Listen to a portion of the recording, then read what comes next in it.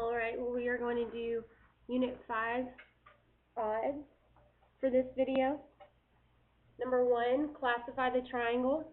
Because this is a perpendicular bisector, because AD is congruent to DC, and I know that this altitude here is going to be congruent to itself. You can think of this a lot of ways, but since we're proving triangles congruent, I would think of it like ABD is congruent to BDC, which makes, because of side angle side, which makes 2x congruent to 5x minus 6, which classifies this triangle as isosceles. It also tells us that angle A is 52 degrees, and since this is isosceles, you can go across from the congruent sides, and those are your congruent angles. So angle C is 52.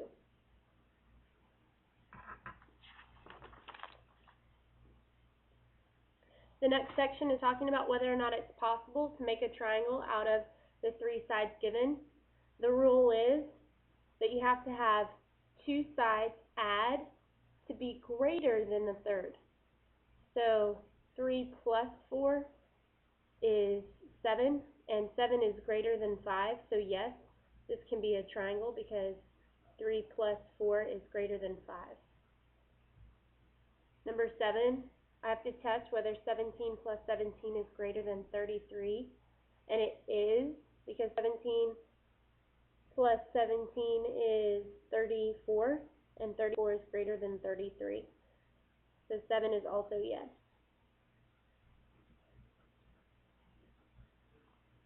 The next section is describe whether possible lengths of the third side for the two given sides.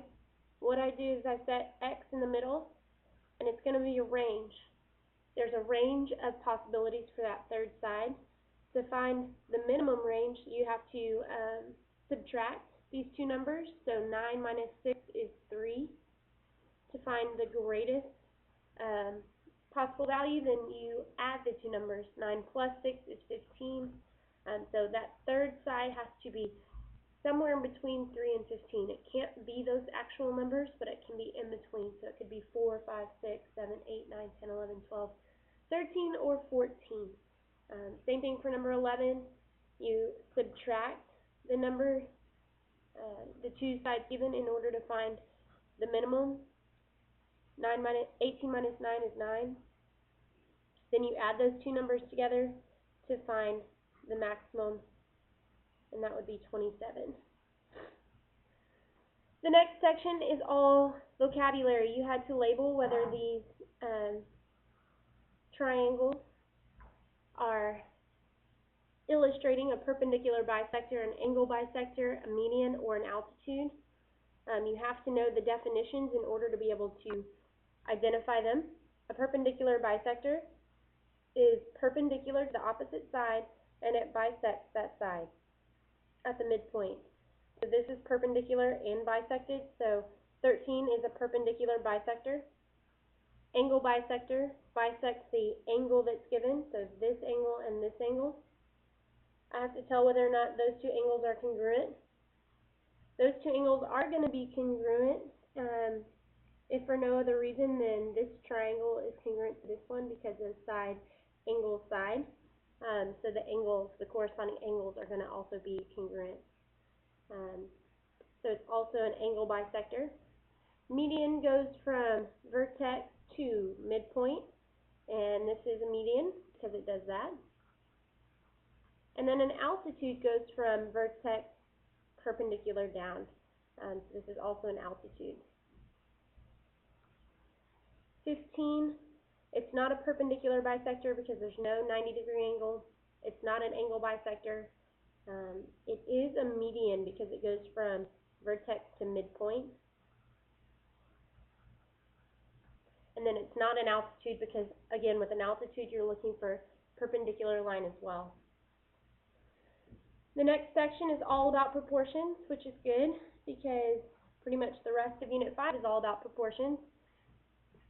You have to solve proportions by cross multiplying. 4 times 27 is 108.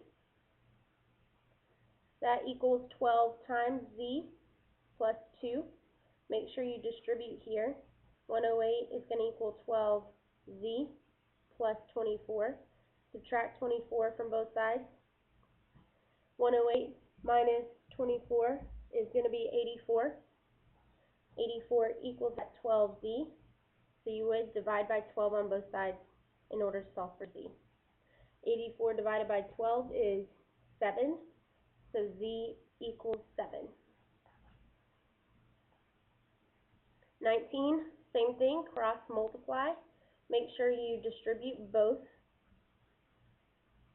sides of the equation this time. Distribute here. 2 times m is 2m, plus 2 times 5 is 10. 3 times m is 3m. 3 times 1 is 3. I'm going to subtract 2m from the left to move it over to the right. And then I'm going to subtract that 3 to move my whole numbers over to the left. M is going to equal 7. Moving on. Talking about similar polygons, your corresponding angles are always going to be congruent. That's the definition of similar polygons. They have the same angles. Corresponding perimeters are going to be proportional, because perimeters are just adding all the sides, and corresponding sides are proportional in similar triangles. 24 is kind of funny. It's funny worded, I guess you could say. Corresponding parts can be determined by your similarity statement, I think is the best answer.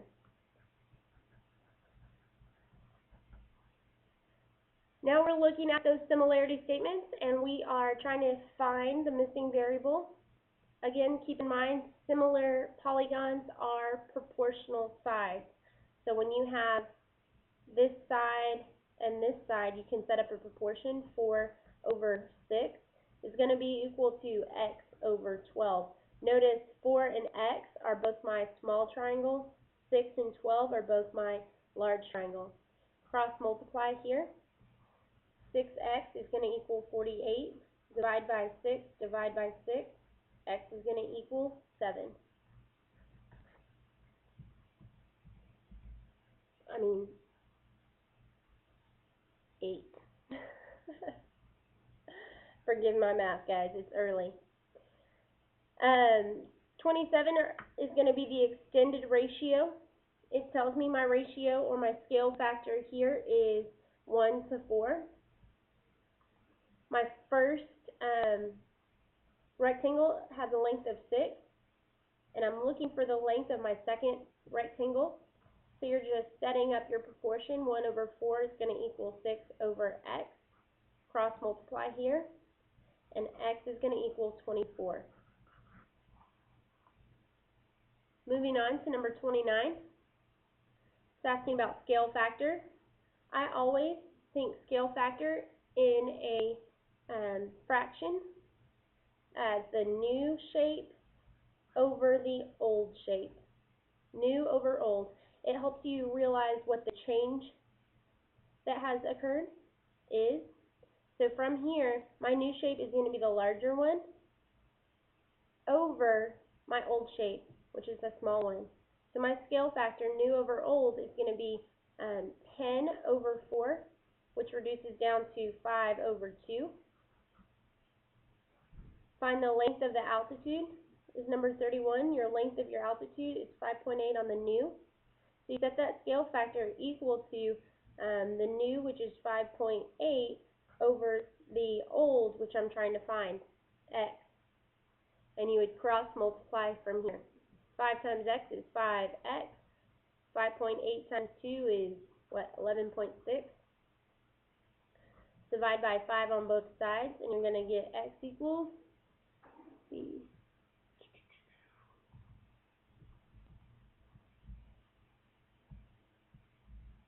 2.32. Okay, moving on. Number 33, the two triangles are similar, so find the value of the variables. If they are similar, then you know everything's going to be proportional on their sides. I'm calling this large triangle my new triangle. So I want to set up new over old equal to new over old. 8 over n equal to 12 over 6. You can set it up however you like as long as you're staying consistent with your proportion. 12 times n is 12n, 6 times 8 is 48. Divide by 12, divide by 12, n equals 4. Notice if the bottom was 8 and the bottom is 4, that should make sense to you because this side is 12 and that side is 6. So they're taking the big triangle and cutting it in half, or you can think of it like they're taking the small triangle and multiplying times 2.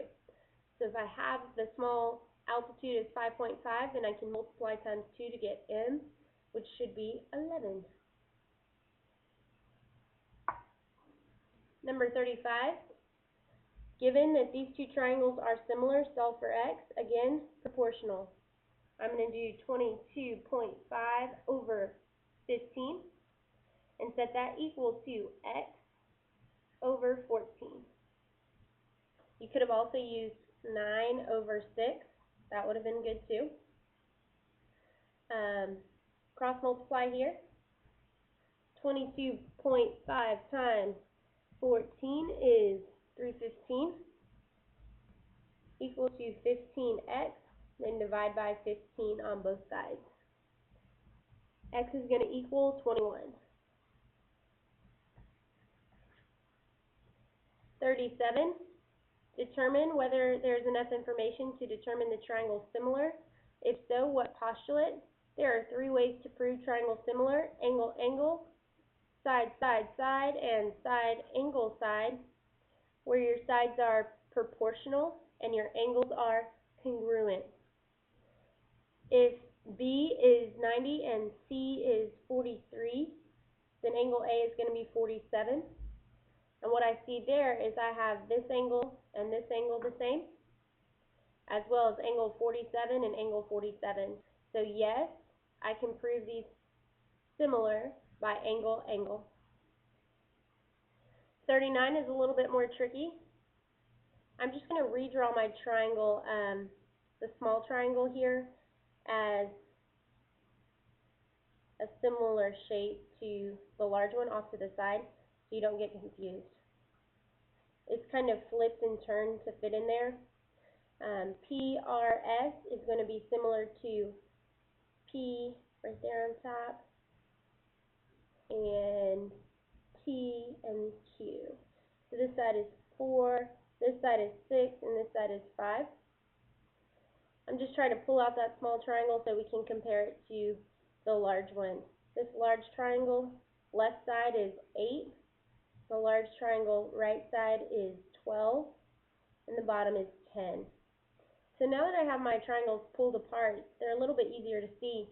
I want to see whether or not my sides are proportional. Is 8 over 4 going to be the same as 12 over 6?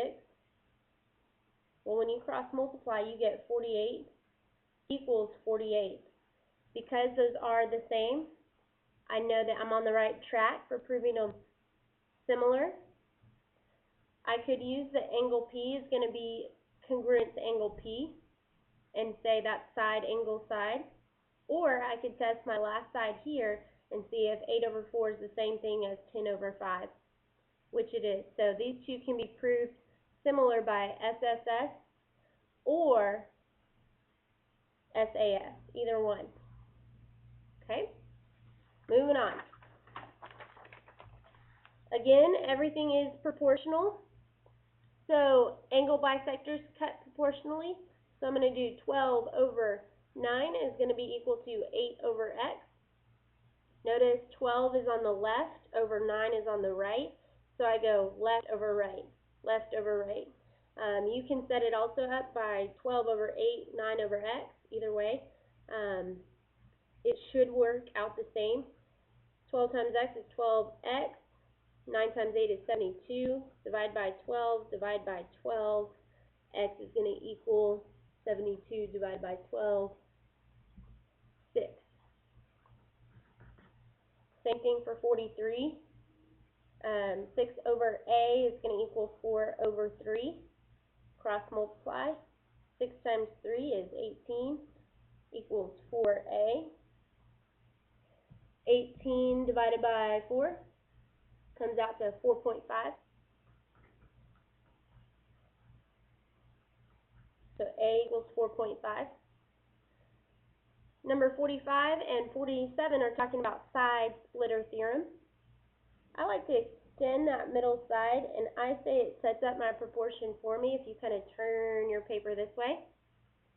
It's going to be x over 10 is equal to 6 over 8. So you guys see how that line extended sets up your proportion.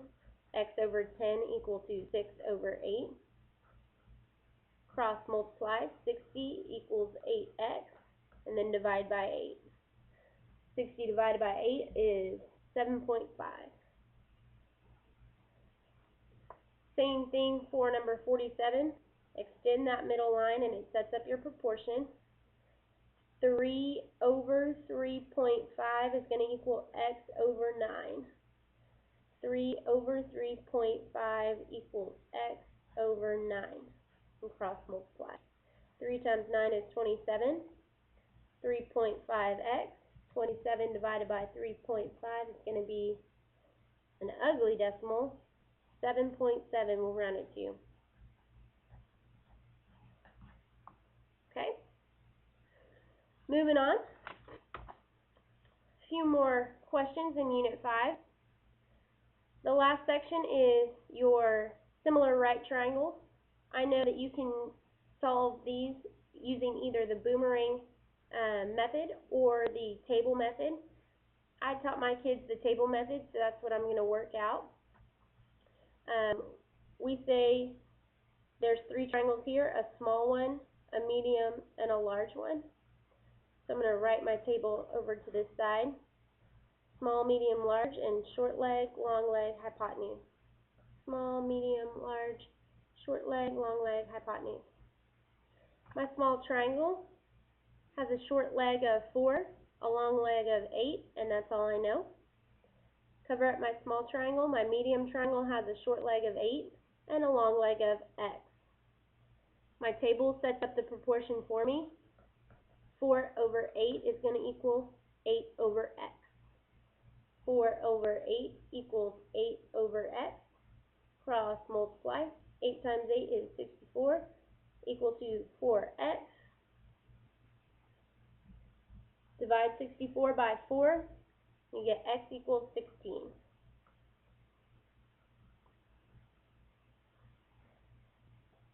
I would do the same thing for my next problem.